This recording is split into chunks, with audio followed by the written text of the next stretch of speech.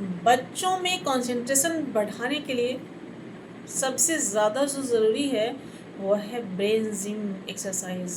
Brain gym exercise से बच्चे का कंसंट्रेशन बहुत ज़्यादा बढ़ता है। तो यहाँ पे हमें ज़रूरी है कि कैसे और किस तरह से बच्चों का ब्रेन जिम कराया जाए जिससे कि कंसंट्रेशन की तरफ उनका पूरी तरह से लगाव हो जाए, पूरी तरह से वो कंसंट्रेशन में अग्रसर हो जाए, उनकी इस एक्टिविटीज़ में पूरी तरह से कंसंट्रेशन पे उनका ध्यान आकर्षित हो। ये करने के लिए सबसे ज़्यादा ज़रूरी है, आज बच्चों को हम इस माध्यम से भी सिखला सकते हैं कि उनका ब्रेन जिम हो। ब्रेन जिम से क्या होता है कि हमारा जो कंसंट्रेशन है वो बहुत ज़्यादा एग्रेसिव रूप में आता है, बहुत ज़्यादा जो है वो पॉजिटिव रूप धारण करता है। एग्रेसिव और पॉजिटिव दो वर्ड्स है, लेकिन मेरा यहाँ एग्रेसिव करने का मतलब है कि बहुत ज़्यादा वो पॉजिटिव रूप में कन्वर्ट होता है। अगर किसी बच्चे का कंसंट्रेशन नहीं बन रहा है, कंसंट्रेशन में उनको प्रॉब्लम है, अगर यदि कंसंट्रेशन में बच्चों को बहुत ज़्यादा प्रॉब्लम है तो इससे बढ़िया चीज़ नहीं हो सकती कि आप उन्हें ब्रेन जिम कराएं। माता पिता को ये बहुत अच्छी तरह से समझना चाहिए कि बच्चे का कंसंट्रेशन बढ़ाए बिना हम उनको एजुकेशन के फील्ड में एक अच्छा रिज़ल्ट नहीं गेन करा सकते हैं। यदि हमको बच्चों का अच्छा रिज़ल्ट गेन कराना है तो उसके लिए कंसंट्रेशन का होना बहुत ज़्यादा ज़रूरी है। तो आइए आज हम इन्हीं विषय पे चर्चा करेंगे कि कंसंट्रेशन क्या है और कंसंट्रेशन को कैसे हम बच्चों को बढ़ावा दे सकते हैं कंसंट्रेशन में। तो हम सभी जानते हैं जैसा कि ये कंसंट्रेशन हम एक्सरसाइज से भी गेन कर लेते हैं। यहाँ पे एक्सरसाइज तो बहुत सारा होता है, हम फिजिकल एक्सरसाइज करते हैं बहुत सारा, जिससे कि हमारा बॉडी फिटनेस के लिए होता है, लेकिन यहाँ पे बच्चों के लिए जो हम एक्सरसाइज लेकर के आए हैं आज वो है ब्रेन जिम एक्सरसाइज। कहने का मतलब यहाँ सीधी सीधी बात ये है कि बच्चों का हम कैसे ध्यान जनरल से हटाकर कन्वर्ट करेंगे। जब हम जनरल से हटाकर अलग की तरफ कन्वर्ट, जैसे मान लीजिए दाहिना हाथ से लिखने का काम हम करते हैं, सभी लोग राइट हैंडेड होते हैं या फिर लेफ्ट हैंडेड, कोई कोई व्यक्ति होते हैं जो लेफ्ट हैंडेड होते हैं। जो राइट हैंडेड है व्यक्ति हैं उनको बोलिए ज़रा सा कि वो लेफ्ट हैंड से लिख कर बताएं, ठीक है। और जो लेफ्ट हैंडेड व्यक्ति हैं उनको ज़रा सा बोलिए कि वो राइट हैंड से लिख करके बताएं। जैसे ही ये प्रक्रिया चेंज होगी वैसे ही उनका कंसंट्रेशन एकदम ब्रेन जो है तुरंत एक्टिव हो जाएगा। चलिए हम लोग ये जानते हैं कि ब्रेन का दो पार्ट है, लेफ्ट और राइट। एक को लेफ्ट फ्रंटेबल बोलते हैं और दूसरे को राइट फ्रंटेबल बोलते हैं, ठीक है। तो जो लेफ्ट है वो राइट को कमांड करता है और जो राइट है वो लेफ्ट को कमांड करता है। ऐसी स्थिति में जब हम अपनी क्रिया को, जब हम अपनी एक्टिविटीज़ को मूव करते हैं, डाइवर्ट करने की कोशिश करते हैं, तो हमारा ब्रेन तुरंत एक्टिव हो जाता है। जैसे आप जनरल कर रहे हैं, आप राइट हैंड से लिखने का काम करते हैं तो ब्रेन को बहुत ज़्यादा उस पर कोई एक्टिवनेस नहीं होगा, ठीक है। क्यों? क्योंकि वो आपका जनरल है और ब्रेन भी इस चीज़ को पूरी तरह से एकदम एडप्ट कर लिया है, ठीक है। जैसे ही आप राइट हैंड को छोड़कर लेफ्ट हैंड से लिखना स्टार्ट करेंगे तो ब्रेन तुरंत एक्टिव हो जाएगा कि कुछ अलग हो रहा है ना। तो कुछ अलग होगा तो ब्रेन कॉन्सेंट्रेट करेगा इस चीज़ को। हम बैडमिंटन खेलते हैं, बैडमिंटन यदि हम राइट हैंड से खेलते हैं तो ये जनरल है, हमारा ब्रेन इस चीज़ को पहले ही एब्जॉर्ब कर चुका है, एडॉप्ट कर चुका है। लेकिन यदि हम बैडमिंटन लेफ्ट हैंड से खेलना शुरू करें तो हमें बहुत परेशानी महसूस करना पड़ेगी। या तो हम कॉर्क को सही डायरेक्शन से नहीं हिट कर पाएंगे, हमारा डायरेक्शन मिस करेगा और हम सही से उसको कैच और हिट नहीं कर पाएंगे, यानी ये करने में हमको दिक्कतें होगी। तो जैसे ही करने में दिक्कतें महसूस होगी वैसे ही मेरा ब्रेन पूरी तरह से एक्टिव हो जाएगा। आप इस चीज़ को देखिए, जैसे एक क्रिकेट प्लेयर बल्ले से बॉल को हिट करता है तो वो कैसे करता है? जैसे पहले ब्रेन जो है पूरी तरह से ये एब्जॉर्ब करता है कि बॉल किस गति से आ रही है और किस दिशा की ओर आ रही है, तभी एक प्लेयर जो है उसको समझ करके बैटिंग कर पाता है, यानी बॉल को हिट कर पाता है। तो ये जनरल प्रक्रिया है और ब्रेन हमारा बहुत कॉन्शियस होता है, लेकिन हमें ज़रूरत पड़ती है कि हम उसको कुछ पॉजिटिव एक्टिविटीज़ के साथ उसको कुछ ध्यान आकर्षित करना, यानी कहते हैं ना कि ध्यान लगाना। तो हम अपने ब्रेन को एक्टिव करने के लिए कुछ अलग क्रियाकलाप करें, कुछ अलग एक्टिविटीज़ करें, जिससे कि वो उसका कंसंट्रेशन बढ़े। तो आज मैं इसी विषय पे लेकर के आई हूँ ब्रेन जिम एक्सरसाइज बच्चों के लिए, जो उनके कंसंट्रेशन के लिए बहुत ही लाभदायक होगा। तो चलिए मैं आज बताती हूँ कि हमें क्या करना चाहिए, यानी बच्चों को क्या करना चाहिए, और यदि हम सभी मिलकर इस चीज़ को करें तो ये और भी बेहतर है। तो चलिए मैं बताती हूँ पहला स्टेप कि क्या करना है। देखिए ये हाथ है, ठीक है, इस हाथ को ऐसे रखें। अब इसको इस तरह से मोड़ लेंगे, ठीक है। इसको कहते हैं finger bond and hit on palm. देखिए पहले तो ये स्लो मोशन में रहेगा, लेकिन जैसे ही आपकी आदत बन जाएगी ये फिर तेजी से होने लगेगा। देखिए, है ना। इससे क्या हो रहा है कि ब्रेन को कुछ अलग ही महसूस हो रहा है। आप करके देखिए, बच्चों को कराइए। ये बच्चों के लिए बहुत ज़्यादा ज़रूरी है कि ये उनके कंसंट्रेशन को क्या करेगा, पूरी तरह से कंसंट्रेट करने का काम करेगा। पूरी तरह से ब्रेन कंसंट्रेट होगा इस चीज़ पे, क्योंकि इसको करने के लिए ध्यान लगाना पड़ेगा, नहीं तो ये गड़बड़ होगा। देखिए जैसे मान लें कभी ऐसे भी हो सकता है ना। हमको ये इस चीज़ को कंसंट्रेट करना है, ये इसमें फुल मूवमेंट है ना।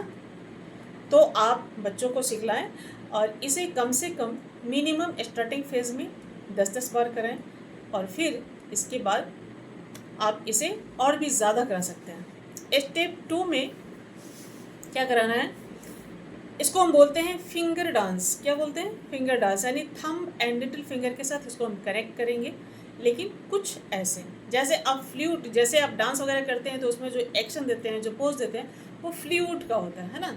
तो सबसे पहले तो मुझे फ्लूट रूप में आ जाना है, ऐसे देखिए, ये ना, ये यही फ्लूट का हम लोग एक्शन लेते हैं ना, इस तरह से। तो ये फ्लूट हो गया, ठीक है। अब इसे क्या करना है, इसे देखिए क्या करना है, ठीक है। देखिए ये ऐसे किए, ऐसे ऐसे ऐसे ऐसे, ये देखिए, ये भी एक बहुत ही बढ़िया फंक्शन है जो हमें बच्चे को उसका कंसंट्रेशन को बॉन्ड करने में बहुत ही हेल्पफुल है ना। इससे कंसंट्रेशन पूरी तरह से बच्चों का बैंड होता है। ये देखिए थोड़ा सा इसको इस तरह से मूव करेंगे, है ना। ये देखिए स्टार्टिंग में इसे भी आप 10 बार करा सकते हैं। जब बच्चे करने लग जाएं तो आप इसको बढ़ा सकते हैं, धीरे धीरे इसको हम इंक्रीज़ करेंगे, ठीक है। तो एक ये हो गया। और तीसरा स्टेप है scroll fingers with each other back to back, ठीक है। तो इसको कैसे स्क्रॉल करेंगे, देखिए ये हमारी फिंगर्स है, इसको हम पूरी तरह से बॉन्ड करेंगे इस तरह से, और ये देखिए ये बॉन्ड हो गया, फुल बॉन्ड हो गया ना। देखिए ये फुल बॉन्ड है। अब देखिए इसको पीछे से ये करना स्टार्ट करेंगे इस तरह से। ये बहुत ही अच्छी एक्टिविटीज़ है, पहले ये और फिर उसको उल्टा ऐसे, ठीक है। देखिए स्टार्टिंग में ये देखने में तो बहुत आसान और सरल लगता है, बहुत ही सीधा लगता है, बहुत ही ईजी लगता है, लेकिन जब आप इसे करेंगे तो फिर ये आपको थोड़ा सा डिफ़िकल्ट लगेगा। देखिए ये मूवमेंट करने में थोड़ी सी डिफ़िकल्टी महसूस होगी, ये देखिए, है ना। ये देखिए ये बॉन्ड भी नहीं छूटना चाहिए, बॉन्ड भी रहना चाहिए, और हमें इसको इस तरह से इस तरह से इस तरह से इस तरह से, ये देखिए, ठीक है। ये बॉन्ड अलग हो गया, ये देखिए इस तरह से, और फिर इस तरह से, ठीक है। फिर इस उंगली को फोल्ड करेंगे, फिर ये अंगूठा का बॉन्ड हमेशा बना रहेगा, ये बॉन्ड रहना चाहिए। ये बॉन्ड रहेगा तो हमें इसको करने में आसानी होगी। ये देखिए, प्लस हमारे अंगूठा का कनेक्शन एक दूसरे से होगा। ये देखिए, ठीक है। अब इसको फोल्ड किए, अब ये बचा। ये देखिए, ये करना बहुत ही दिखने में बहुत आसान है। इसको आप 10 टाइम्स बैक टू बैक करेंगे, है ना। पहले अगर आप इस तरह से कर रहे हैं या करा रहे हैं बच्चों से, तो फिर इसको इस तरह से करेंगे, ठीक है। अब इसे भी फोल्ड करेंगे। अब हमारा ये बचता है थंब, दोनों थंब बचता है। इसको ये देखिए इस तरह से कर रहे हैं और फिर अपोजिट डायरेक्शन में जा रहे हैं, बैक टू बैक करना है, ठीक है। तो ये हुआ तीसरा। अब आते हैं चौथे स्टेप्स में। तो चौथे स्टेप्स में हमें क्या करना है, ये हमारी उंगली से इसको हम इस तरह से पहले सटाए, बॉन्ड किए और इन्हें इस तरह से किए। अंगूठा देखिए इस तरह से है, ठीक है। अंगूठा को इस तरह से रखेंगे और इसे बॉन्ड कर लिए। अब इसको देखिए क्या करना है,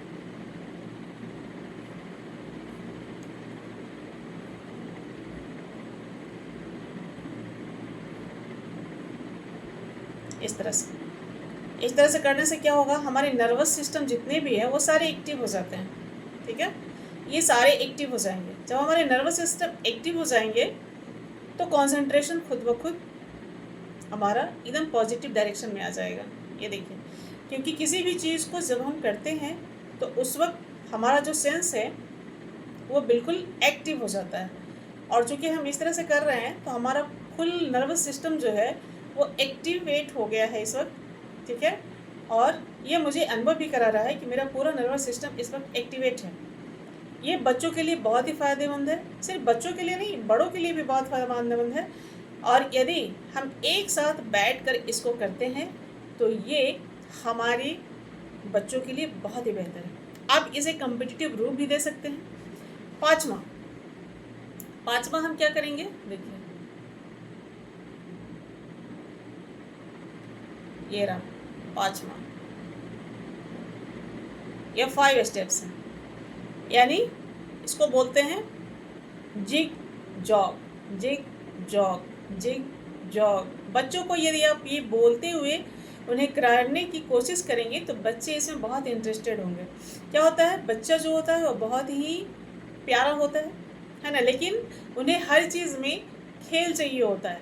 खेल से वो बहुत ज़्यादा अट्रैक्ट होते हैं।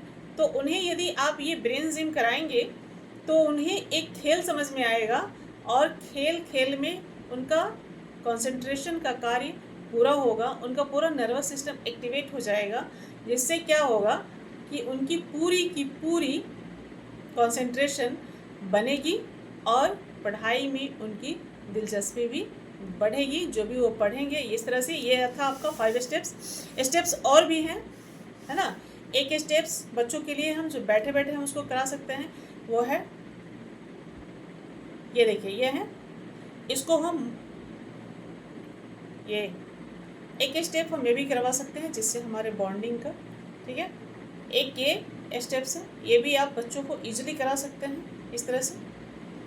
इससे हमारा, हाँ लेकिन बैक बिल्कुल सीधा स्ट्रेट पोजीशन में होगा, तभी ये आपको फ़ायदा करेगा, है ना।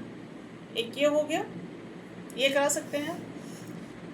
तो इस तरह से कई ऐसे ब्रेन जिम एक्सरसाइज हैं जो बच्चे के लिए बहुत ही बेनिफिशियरी है, बहुत ही बेनिफिट है ना।